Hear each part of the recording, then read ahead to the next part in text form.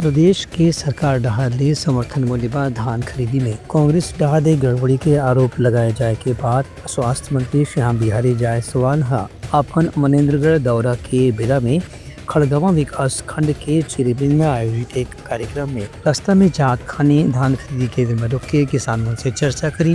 ये मौका में किसान मन से चर्चा करे के बाद स्वास्थ्य मंत्री कही कि धान खरीदी में गड़बड़ी के जन कांग्रेस के आरोप है उनमें कोई आधार नहीं है। काबर की किसान मन खुद ही उमल्ला बताई है कि धान खरीदी निर्धारित प्रक्रिया के अनुसार चलत है।